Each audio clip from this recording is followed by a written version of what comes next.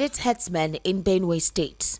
The very recent development, 6 vehicles burned, traffic paralyzed in Lagos-Ibadan tanker explosion. Also, troops kill notorious terrorist Alta, others in Zamfara State. Well, Tinubu fails to reinstate Fubara as Rivers State governor and earned emergency rule. Also, former Governor Bayelsa State Saraka Dixon slams Tinubu for not reinstating Fubara on Democracy Day. However, Tinubu speaks on one-party state agenda. Protest backs out where Abuja residents demand end to insecurity, hunger under Tinubu's administration. Presidency apologizes for posthumous honors error made by the president today, discloses it's an oversight function. And on stories outside the shores of Nigeria, Air India Dreamliner crashes into Ahmedabad College hostel, kills over 290 persons. Details now.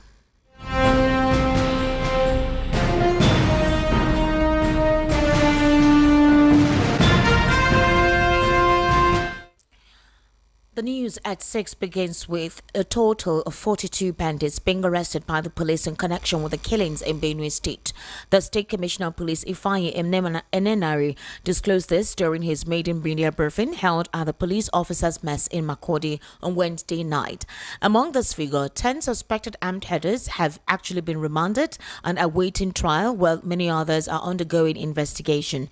Enenari added that most of the suspects were arrested upon his assumption of duty last month. According to him, the command had taken the fight to those responsible for the attacks and killings in Benue communities, stressing that tactical teams had already been drafted to flashpoints across communities in the state.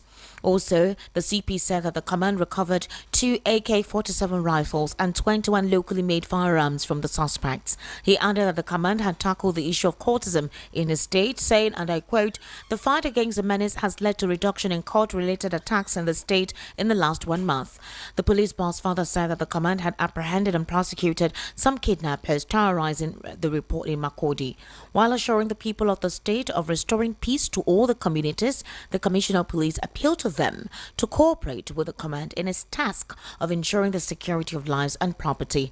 He thanked Governor Hyacinth Alia for his support to the command, maintaining that his desire to ensure peace and security in the state would definitely be achieved. In a very unfortunate development, no fewer than 2 people sustained severe injuries while 6 vehicles were burnt after a petrol-laden tanker exploded opposite the Nasfat junction along the Lagos-Ibadan Expressway, which left motorists stranded on Wednesday. VOP News gathered that the tanker was trying to make a U-turn at the junction when it overturned. An eyewitness who refused to disclose his identity disclosed to correspondents that when the tanker overturned, it spilled its content and later caught fire. The fire accident also led to traffic disruption on both sides of the expressway as vehicles were held to a standstill. Confirming the incident in a traffic update, the spokesperson for the Ogun State Traffic Compliance and Enforcement Agency, Babatunde Akimbiyi, disclosed that 2 people suffered severe injuries. He added that 6 vehicles, including 4 trucks, 1 bus, and Toyota Camry, were involved in the crash. Meanwhile, a similar tanker fall occurred along the same expressway on Wednesday, which held motorists in a gridlock. Correspondents gathered that a fuel tanker fell on one side of the road, while an 18-tar truck conveying stones fell on the other side. The incident occurred at noon close to Ogere Bridge. There was heavy presence of law enforcement agents at the scene, including firefighters of the Ogun State Fire Service. Drivers said they spent over an hour in the traffic as some attempted other alternative routes. A police officer who did not want to disclose his identity said that he was not authorized to speak with the media, but that the fuel in the fallen tanker had been evacuated while reports were ongoing, or rather efforts were ongoing, to lift the vehicle from the road as of 3 p.m. Troops of Mobile Strike Team up under Operation Fasanyama have disclosed that it killed scores of terrorists in a decisive operation around Kunchin Kaugo in Safe local government area of Zamfara. The Director, Defense Media Operations, Major General Marcos Kanye, made this known on Thursday in Abuja. Mr. Kange said that a notorious terrorist known as Awuta, alongside his associates Abdul Jamilu and Wan Salisu, were among those killed in the encounter. According to him, the terrorists were linked to multiple acts of violence and terrorism within the general area. Mr. Kange said the troops in another encounter killed an additional 10 terrorists who congregated near a filling station in Danjigba. He said the terrorists were believed to be a part of a syndicate brought together by Dogo Sule for a planned attack. He stated that the armed forces remain committed to safeguarding lives and restoring lasting peace across Zamfara and the wider northwest region. The operation underscores the resolve to dismantle terrorist networks and bring the perpetrators of violence to justice. In a very recent development, President Bola Ahmed Tinubu has failed to announce a reinstatement of Governor Sim Fubara as the governor of Rivers State. VOP News gathered that many had called on the president to use the occasion of his Democracy Day speech to announce Fubara's reinstatement. While he granted pardon to Ken Sarawiwa alongside others and conferred national honors on distinguished Nigerians, President Tinubu failed to reverse the state of emergency in Rivers State. Well, on March 18, if you will recall, the president declared a state of emergency in Rivers State, announced a 6-month suspension of Fubara from office. Also suspended were the Rivers State Deputy Governor Ngozi Odu and the State House of Assembly. Report had emerged claiming that the former president, Goodluck Abela Jonathan, was reportedly leading behind-the-scenes efforts to secure the reinstatement of Fubara before the upcoming June 12 Democracy Day celebration. Well, Jonathan held at least one private telephone conversation with President Bola Ahmed Tinubu, appealing for Fubara's reinstatement in the spirit of national reconciliation and democratic principles.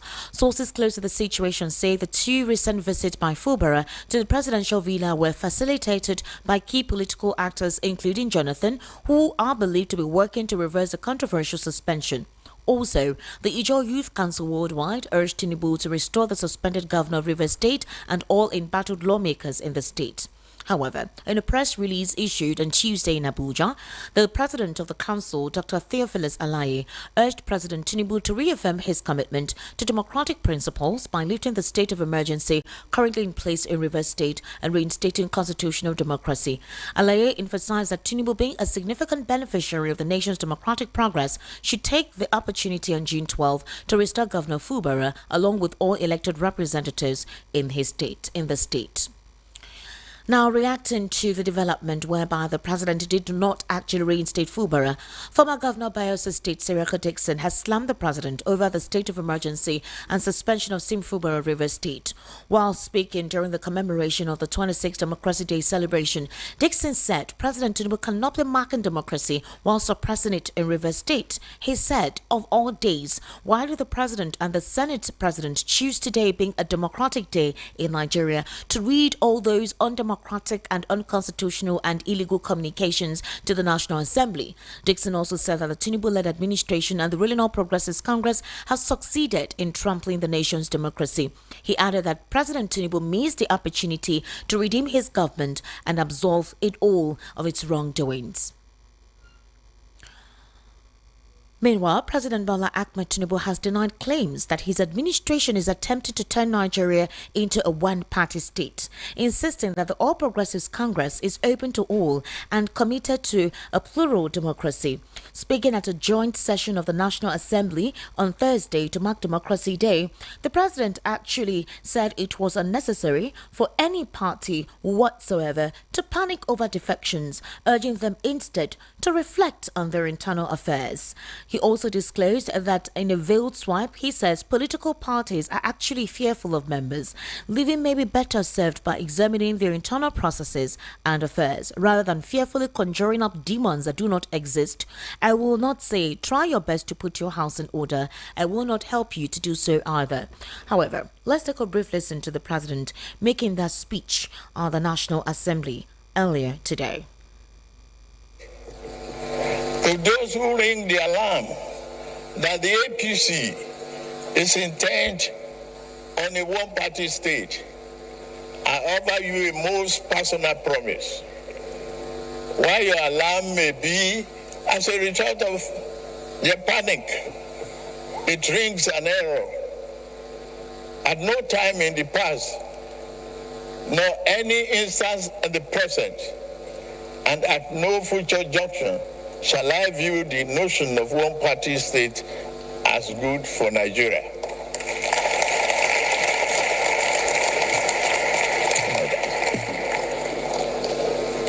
I've never attempted to alter any political party registration with INEC.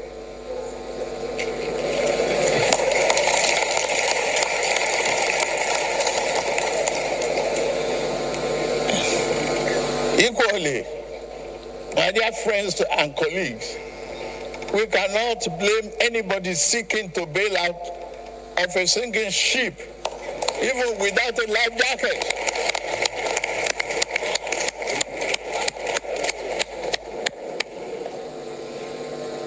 Look at my political history. I will be the last person to advocate such a scheme. In year 2003, when the then governing party tried to sweep the nation clean of political opposition through plot and manipulation, I was the last progressive governor standing in my region.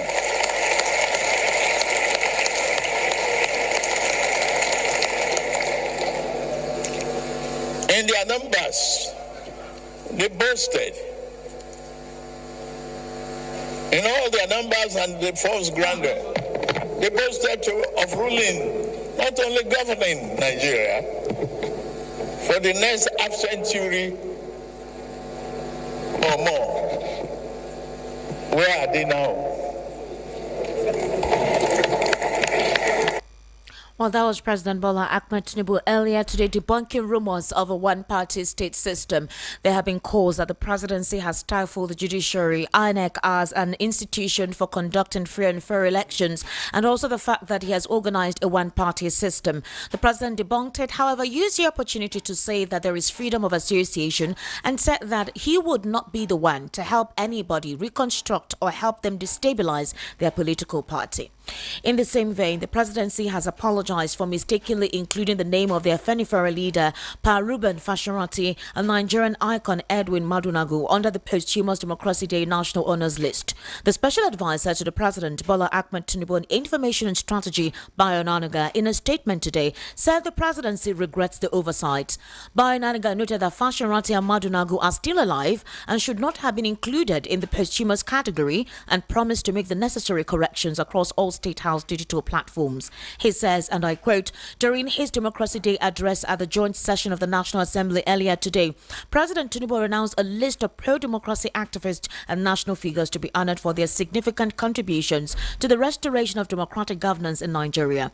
Both distinguished individuals are very much alive and therefore should not have appeared in the posthumous category. We sincerely regret this oversight. We shall make the necessary corrections across all State House digital platforms. We also appreciate your understanding.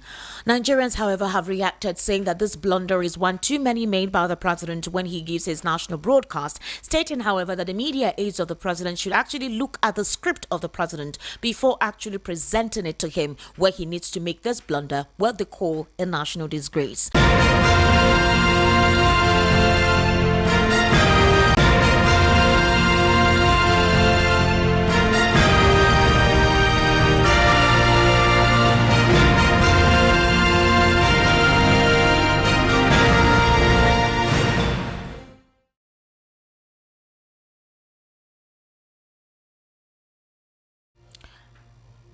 Thank you for staying with us. This is still the World News at 6 right here on Voice of the People 90.3 FM. In a very recent development, residents of Abuja, Nigeria's capital, joined their counterparts across the country today to protest worsening economic hardship, insecurity, hunger, and what they described as anti-people policies under the administration of President Bola Ahmed Tinubu. Led by Take It Back movement demonstrators in Abuja, they gathered to express their frustration and demand urgent government action. The protest coincided with Democracy Day, a date that commemorates Nigeria's return to civilian rule and the historic June 12, 1993 presidential election. Addressing the crowd, Rex Elanu, the Federal Capital Territory coordinator of the Take It Back movement, highlighted the deteriorating security situation in Benue and Plateau states, lamenting the silence from government officials amidst ongoing killings. Mr. Elvis Elimehele, good evening and thank you for joining us on the World News today. How are you, sir? Esther, I'm fine. Are you? I am fine. Happy Democracy Day to you, Mr. Elvis. Same to you, Ija Seni. Oh, you don't believe there is democracy? Absolutely. Wow, you're going to have to give us more insight into that. Mr. Elvis, Nigeria is celebrating her 26th anniversary with an uninterrupted practice of democracy. Amidst all of this, though, there has been challenges. It's almost the same thing over and over. Since the administration of former President Obasanjo in 1999, there have been challenges of the fact that free speech is not allowed, a certain measure of, flexibility in governance, people really receiving the benefits of democracy is usually being stunted. Politicians are giving more weight than the Nigerian citizens. It's always been the same complaint over time. But there are certain persons that stood out as presidents who have actually continued with this democratic dispensation. You can recall late Umaru Musa Yar'Adua. That's one person that Nigerians gave a couple of encomium to. You also recall former President Goodluck Ebele Jonathan in the fact that he gave people the respite to express themselves despite the security challenges he witnessed at the time. And obviously some persons talked about the technocrats and the balance in terms of federal character that was implemented by the previous administration of Olusegun Obasanjo, where everyone could see that it was more about your capacity to be in charge of a particular parastatal rather than what is being obtained during the administration of former President Muhammadu Buhari and currently under President Bola Ahmed Tinubu. So, in your own term, how would you describe our democratic dispensation so far? And why do you think that is the same issues Nigerians have been complaining about from time immemorial since we went into full-on democracy? Thank you, Esther. I'm actually taken aback because the same issue we have been talking about when we were talking about the military junta, we thought the military was our problem. But since 1999 to today, 26 years of broken democracy, we have discovered that our problem was not majorly the military, it's the people of Nigeria. And here we are.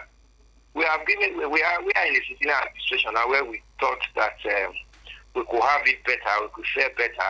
Is it the corruption? In corruption continues. Is it, during the military, we never had insecurity. Now insecurity has come in. Is it even the suffering and the hardship of Nigerians? Has it abated? Absolutely no. So, is it the nepotism that we are talking about? Then we know that military, pick their cronies around themselves. But it's even worse off now in the democratic era. So I've not seen any changes. Nigerians are the people that are, wearing these shoes, and we know where it reaches us. There's no changes. Is it the unemployment? When we were in school during the military era, we thought our problem of unemployment was because we were in military administration. Since some of us graduated over 30 years ago, and here we are now, the unemployment rate kept, surging. It has not abated. So you will just look at all the monumental problems and issues Nigerians are going through, right from the military era to where we are today. I don't think there is any change. So that's why I'm saying that democracy has not fared well here at all. This is not what we expected. All right. The president actually made quite a speech today when he was addressing the National Assembly. And Nigerians were not comfortable with the fact that the president was addressing the National Assembly rather than addressing Nigerians. But there were some statements he made concerning the fact that he called for national unity, called for the fact that we needed to work together to make democracy work. He admitted the fact that our democracy is still quite challenging, but that with time we will get there if we continue to stay steadfast. He also mentioned and ruled out the possibility to the positives of his economic implementations and some things that his administration has already commenced and how they intend to continue. The other senators reeled out their encomiums, praised the president for their effort. But Mr. Elvis, the president decided to use the opportunity to address something that he is not encouraging a one-party state as being speculated or that has gone rife. You do recall that Peter Obi, the presidential candidate in the Labour Party for 2023, including Atiku Abubakar and even El Rufai, who has left the APC, they have all made statements that it is basically the administration wanting to have a one-party state and that the cause of the, fraction going on within the remaining opposition parties, if we can call what is remaining an opposition party. But the president debunked all of that today by saying that he would never be a proponent of such, especially for someone who fought for democracy during the days of Nadeko. But the president took a swipe at the opposition political parties, saying that he will not help them to stabilize their party. He also said that their ships are sinking. And so the fact that there is no lifeboat is not going to help them do that. And that the party is free to accept anyone who wants to be part of the party, and also commemorate it with those who have actually joined the governor of Akwa Ibom State as well as Delta State. How would you react to his reaction in terms of the statements made about the one-party state and the swipe he took at the opposition? He said he's actually happy to see the opposition in disarray. Yeah, why would he not be happy? He will actually be happy. You remember that it's called opposition. And there's nobody that you call an opposition to you and you see the person is thinking that you will not be happy about. Let me tell you, when I heard the president talking this afternoon about his history, political history, I quite agree with him when he said in 2003 he was the only man standing in AC. It would have been, at that time, one would have expected that the president would have said, okay, for me to secure my state politically, let me also cross to the ruling PDP then. But he never did. Today, nobody is chasing all these governors. They are chasing themselves because they know that all of them, they have bandages with them that they are carrying, and they don't want to be investigated or whatever. They are not running to the ruling party because, like they said, like former chairman of the ruling party, Agam Sushomole said, when you come to APC, your sins are forgiven. That's why they are running into APC because they all have baggage and they are doing it on their own selfish ground, for their own interest, not because of you and I. So if PDP is thinking and PDP cannot put his house in order, and you expect the ruling party that is praying there should be no opposition to criticize whatever they are doing, to now say it's the ruling party that will come and revive them, they are making mistakes. What is happening in PDP and other political parties? Yeah, it is true that there may be stooge, planted into a political party by the government. But if the party is the party members themselves actually know their responsibility, and they know why the political party that they so-called belong to, what the important for people then, they will find a way to settle themselves. From one Supreme Court will say, go back to the party, go and settle yourselves. Then you still see them now reinterpreting the judgment of the Supreme Court. Everybody in Nigeria now have become lawyers and justices, because interpretation will go up and it will come down again. It will go up. Look at Labour Party. Look at the PDP.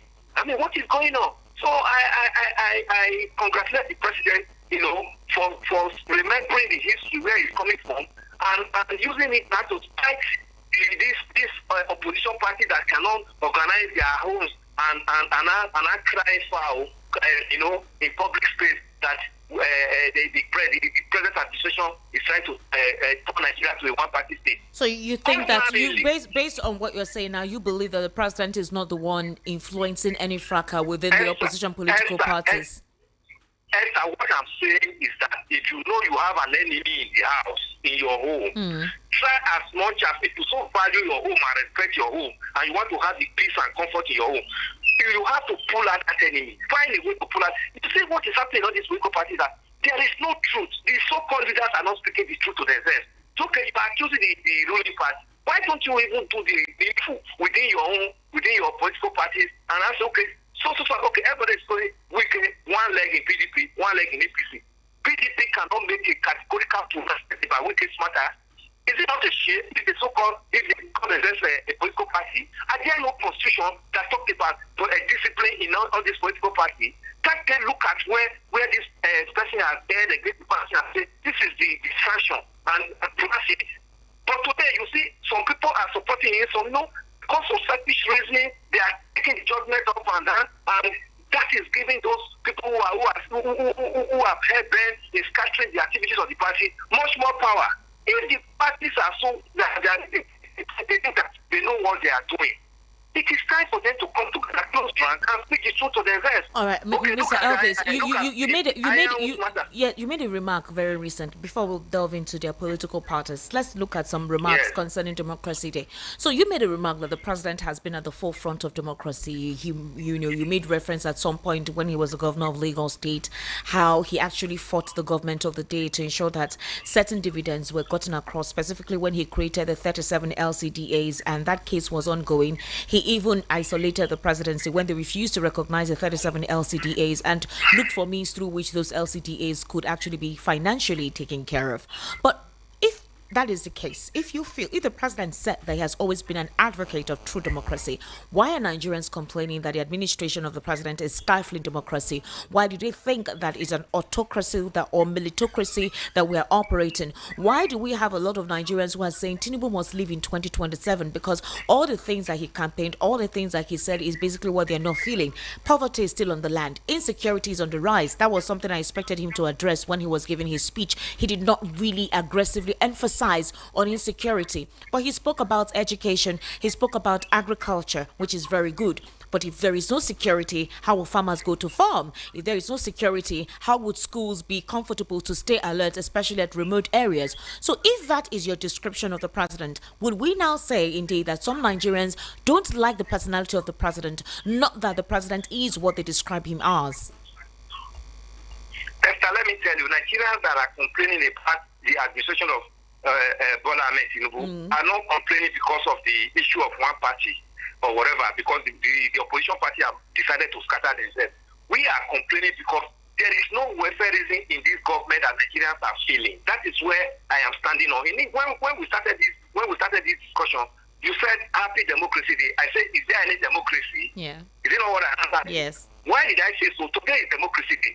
The person who is the present president of Nigeria, who said he has fought for democracy over the years, one of the states that is to pretend it over as president out of the 36 states is under military rule, River State. Then why are you telling me happy democracy? Why would you talking saying that there is democracy? These are the things Nigerians are talking about. It is not because APC or PDP and Labour Party has captured themselves. Because if you look at everybody that is in PDP today and is in APC today, they were once in PDP.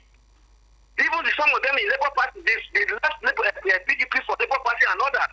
So the politicians have disappointed Nigerians. Nigerians are the ones that are suffering. It's not the politicians. River State is under emergency rule, and the president is calling himself a Democrat. And you are telling me that we are celebrating Democracy Day. We are just playing the ostrich in this matter, Esther. There's nothing like democracy. The president who said he fought for democracy, and he was at the time he was in the trenches for Dandeco for democracy to come in. His administration is different from the military now. The military administrator now is now appointed for River State. And the military administrator now has gone to River State. All the democratic setting in River State has been pushed aside. Then the president is in the National Assembly and is addressing the nation on Democracy Day. Forget about it. We are already deceiving ourselves. So Nigerians are complaining about APC government, Labour Ahmed Tinubu, because all the suffering that Nigerians have been suffering, right from military era through the PDP that they said they were going to remove because Nigerians are suffering, they're coming with changes. The suffering remains worse. That's why we are complaining. Like the political parties, everybody in those political parties, they know themselves. They where it favors them, that's where they swing their pendulum to. So I'm not bothered about whether they are becoming one party state or whatever. Because all this campaign about the ruling party want to turn Nigeria into one party state is because many of them don't know their right. When we had this inauguration of the National Assembly, we were happy that at least the structure of the National Assembly, for once since the democracy started, the opposition was going to have a very good say. If the opposition came together and say no, whatever is coming from the ruling party, we are going to debate it and decide. Today, almost everybody in the National Assembly has turned to the APC. Who's pursuing them? Even when they started sharing the cars for themselves, the millions of cars they bought for themselves, did you hear anybody in the opposition said, no, this is not why we are here, we want to make a change? When it is favoring them, Esther, you will not hear. When it is not favoring them, that's why you now begin to throw it to Nigerians and now ask Nigerians to start debating it. I don't want to join them to debate one party state. Tinubu stood his ground in 2003 and he never moved. Why don't they also copy that kind of his resilience in 2003 and say, we are not going to move, we are ready to decide this democracy for the interest of Nigeria? Have you heard any credible debate in the National Assembly since this National Assembly began? Not at all. Any bill they throw in, they pass it. So why would I join them? Are we not even worse off when we are deceiving ourselves that we have multi-party state? We are worse off because what is happening in the National Assembly and what is happening around us, it's even worse than a one-party state already. So there's nothing to be debated here. They know what they are doing. They are only pushing an eye and increasing our stuff on daily basis. So, if this is the issue, why is it that the criticisms and the challenges and the problems are not getting to the ears of the president? If you had followed the national or rather, when he was in the National Assembly today, before the president came to speak, there were prayers. An Islamic cleric or somebody from the Islamic religion prayed first before Ojus or Kalu, who did the Christian prayer. And there were some statements that that particular Islamic senator or scholar said while he was praying. He said, please exclude sycophants from surrounding the president. Exclude sycophants who tell the president what actually is not. Let him be surrounded by persons who tell him the truth so that the nation can grow. Now, that was a very strategic message that was sent in that prayer. That was the Islamic prayer session before Ojus or Kalu prayed, and that was the statement he made. Would we say that it is sycophants that surround the president that don't tell him the true state of things? Or is there a capacity or a limit to what the president can do whereby the National Assembly, the senators, and the governors have their roles to play in ensuring that democracy and the dividends of democracy gets to the grassroots? Because Mr. Elvis Elimehele, the essence of the increment of the FAC allocation was basically to be that these are the proceeds gotten from the subsidy of fuel, that is the subsidy removal, right? So in order for the people to have access to it, he increased the FAC allocation of the governors of each of their states. So most of them now are not complaining of owing salaries of the civil servants, all right, and they're able to implement some projects. If that is the case, why is the president still being called? Is it that he doesn't do what you call an accountability or call these individuals to say, you're not being accountable to the people who elected you? So in this regard, who is to be blamed for this? It's a tripartite issue, Esther. You have to blame the president on one hand. Are you listening? Yes, I'm listening, sir. You have to blame the sacrifice on another hand. Then you also have to blame the political parties. The president who Nigeria selected or whatever, 11 means he came in, at least as he got into Aso Rock, is the president of the nation. He is supposed to come out of Aso Rock and feed the pulse of Nigerians on the street. Even if sacrifice are coming to feed him, you are the best, Nigerians are happy. Let him also find a way to feed the pulse. Am I really getting the true feeler? Now, why are Nigerians, does it not at least sometimes see the newspapers or even hear news that Nigerians are willing? Why has he not come out and said, let me see the pulse directly? I know I have psychopaths around me who are not telling me the truth. No, but the president hailed all of them today. He conferred by Onanuga. He celebrated the Senate President, the Deputy Senate President, the Speaker of the House of Representatives, the Deputy Speaker of the House of Representatives. He said they are doing well. He congratulated them for everything they've been doing, despite the scandal of some certain persons within the Senate. So if this is the case, if he doesn't see anything wrong in any of these members, if he feels the National Assembly is doing the needful and they're working together, Godswill Akpabio telling the senators not to mind anybody saying that they are rubber stamp senators, then what would you say that the president doesn't know what is going on, or the fact that these individuals that he's given all the encomiums that they're working in tandem together, then who is telling him the true state of things? The president cannot pretend that he doesn't know what is going on. What I'm trying to tell you is that if he believes that he doesn't know what is going on, he should find a way to feed the pulse of Nigeria outside his advisors, outside his sacrifice that surround him. There's still a way he can do that. It's so easy. Did he not went around Nigeria when he was campaigning to become president of this nation? How many times since 2 years now? How many states has he visited? I mean, even visit, or how many times has he said, okay, this is my holiday. I want to stay in Nigeria.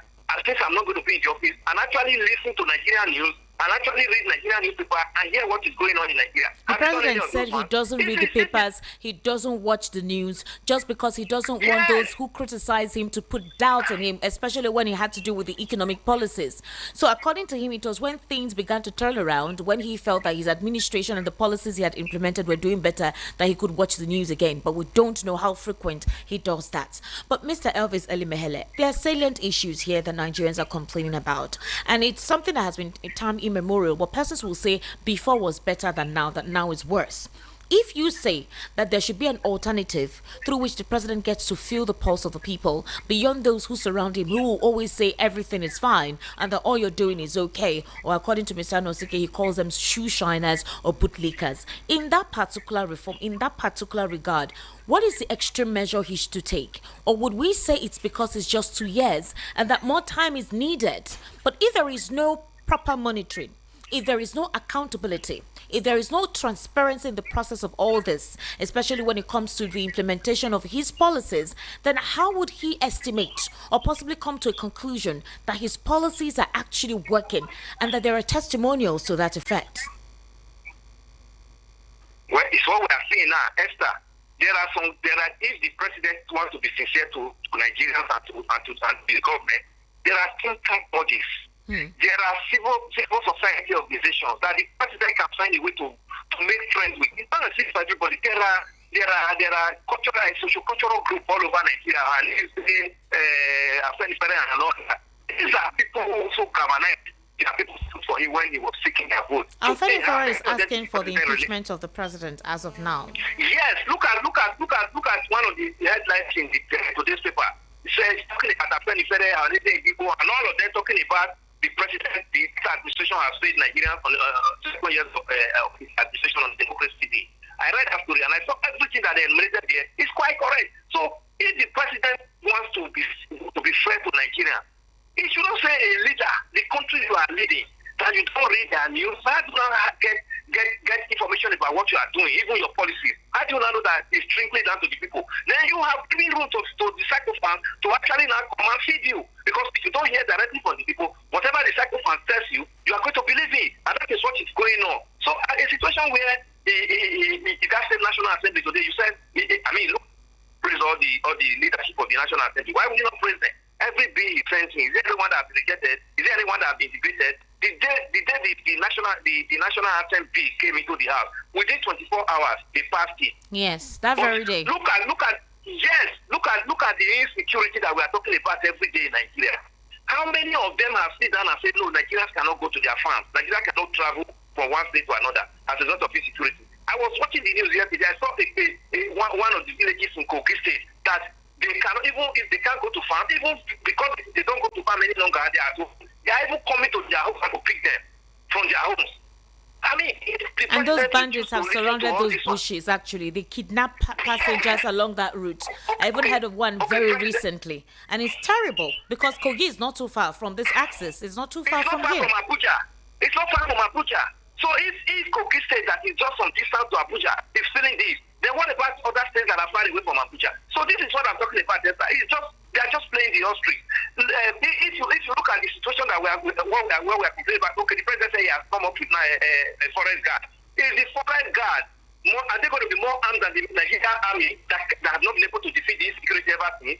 What kind of training and what kind of sophisticated equipment are you going to give to the forest guard to be able to comb our forest and bring out these bandits and these criminals that turned Nigeria to a killing spree ground? So is it the forest guard that we are just coming up with that is going to salvage this situation where we have a functional Nigerian armed forces? So they have not been able to do it. So when they are now flourishing and utilizing one policy that came from them, when we know that this is not going to have a headway, it surprises us. Because everybody is speaking the same line. Because they want to benefit from the president, they clap hand at it. The foreign guard can do better than the Nigerian armed forces if Nigerian armed forces are actually well equipped and motivated as supposed to be. We should let the president know this. The Nigerian armed forces seems to be stretched thin. You have pockets of insecurity across the country. So right now, there are areas where they need to concentrate. As for the forest guards, Segun Showumi, PDP chieftain, who recently visited the president while he was gushing on national television about the president's mental acuity and how intelligent, the president is, and the fact that when it comes to politics and calculations, that the president is very good at it, actually made mention of insecurity. And the president said they are trying to balance stance based on what Segun Shomi said on a Monitor television program, that when it comes to the forest guards, that's what they're trying to make sure they implement it. But the president has been saying it. We don't know how long it's taking for them to constitute this forest guards. Is it possible that they're going through some training process? Remember, this has to be young boys in each of these communities, in each of the states that are actually going through the menace of insecurity. And secondly, like you asked the question, what arms will they be given? Because these bandits or terrorists seem to know the forest. They know their pathway there. Most of those who have survived or victims who have survived their enclaves actually say these guys, without any form of light in the night, know how to navigate themselves along those bushes. So if that is the case, why don't we employ a digital means of tracking these guys to ensure that they no longer continue to have the upper hand because they know the area where they usually go about their nefarious operation? That is the big question. Is the forest guard going to be much more trained and sophisticatedly trained than the Nigerian army? What happened to the technology that every other country in the world, civilized country of the world, are using to combat terrorism? Why can't Nigeria also invest into it and say, okay, now let us release the equipment of Nigeria army, let's bring in technology into it, let's bring in this civilized technology, even from where you can monitor what is going on.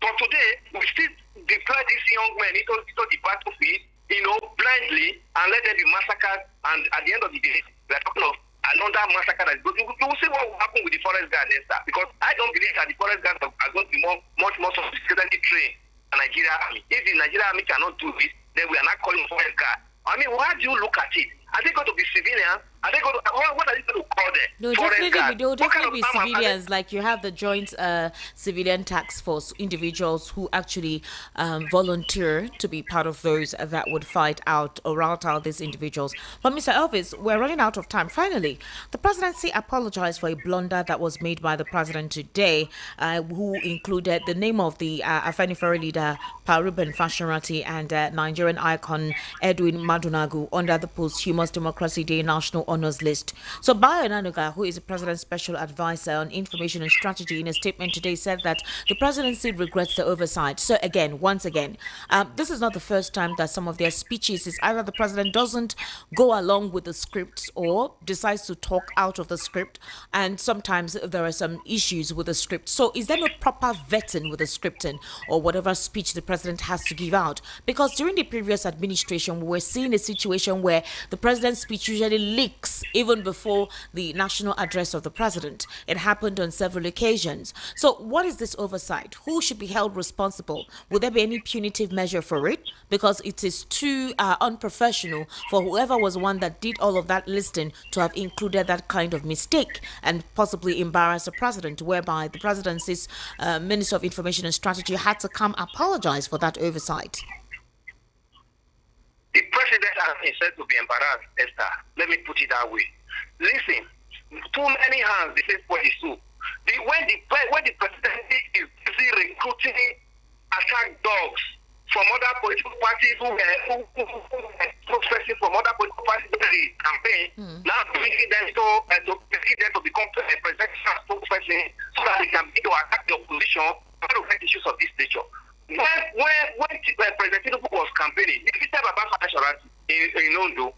If he was familiar with Nigerian newspapers and Nigerian news, he would have known that Baba is not there yet. And for him to give him a street that is calling people that are alive consumer, that's to tell you that even the president himself has not even doing what he's supposed to do. No, Mr. Elvis, there were so many names that the president was calling, so many names, and obviously he was reading from a teleprompter.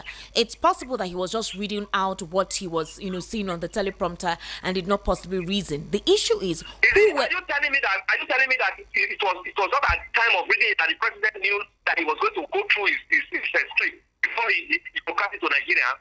So it was not that. We have used this thing for teleprompter. But even you that is talking to me now from the studio, you have read, you have edited it before you now give it out to the people. Yes, I have edited it. If they bring the script to the president is not just looking at it until you just want to go and broadcast it and now begin to call people that are alive dead. Is that how it's done?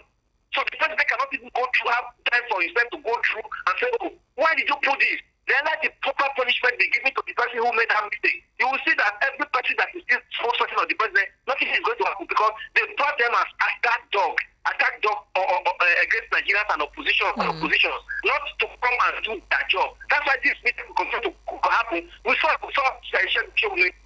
came out of visiting the president, and I come to start basking that the president is so alert. The president is so alert. The president is so smart. The same smart and alert president is the one that is today now broadcasting the names of alive people and dead people. What do you want to tell me about that? If tomorrow that one is signing, if he's signing tomorrow as one of the spokesperson of the president, is he not going to do what? Don't you want Shegu Shomi to gush about? I mean, you're in the presence of the president, and he came out and he was gushing. If it were you in the presence of the president, wouldn't you be, awed, for the fact that you're coming from the presence of you are pulling my leg. You are pulling my leg. You see, there are ways we do these things. We are in the news. We've been in the news. There are ways we do it. If you want to be objective and be factual, there are ways you do it. I saw that is coming out to come and attack Nigeria. No, I attacked him. They said he was there. He was not informed. The questions I asked him, he answered them. Actually, what is this man saying? If he's not informed, if he has to tell Nigeria that is incapacitated, we expect him to even be much more alert. Okay, where is the alertness of the president today now? 3 days ago he was with the president. Now today the president is reading the names of dead people people that are alive as dead. Where is the alertness here? These are the things we are talking about, Esther. They are deceiving themselves because they just want to be part of the national cake and be part of the jamboree that is going on in Afro Rock. Mr. Elvis Ademihele, thank you so much for taking your time to give us your insight passionately in some of the stories that we read out on the World News at 6. I sincerely do appreciate your input. Thank you, Esther. Have a blessed evening. Thank you very much. All right, and just before we go in stories outside the shores of Nigeria, today being June 12th, more than 290 people were killed when an Air Indian plane bound for London with 242 people on board crashed minutes after taking off from the western city of Ahmedabad on Thursday. The dead included people on the ground as the aircraft headed for Gatwick Airport south of the British capital crashed onto a medical college hostel during lunch hour. At least one passenger is known to have survived, and the man told the Indian media how he had heard a loud noise shortly after takeoff. Police found one survivor who was in seat 11A next to an emergency exit, adding that there could be more survivors in hospital. Approximately 294 persons in that plane crash died. It also included some students as the plane crashed on the building where the students were staying inside the hostel. When, however, most of the bodies have been evacuated from the scene where the crash happened. Ahmedabad Police Chief G.S. Malik said the bodies recovered could include both passengers and people killed on the ground. Relatives have been asked to give DNA samples to identify the dead, and the State Health Secretary also disclosed to reporters that efforts were ongoing for identifying the dead. Parts of the plane's body were scattered around the smoldering building into which it crashed. The tail of the plane was stuck on top of the building.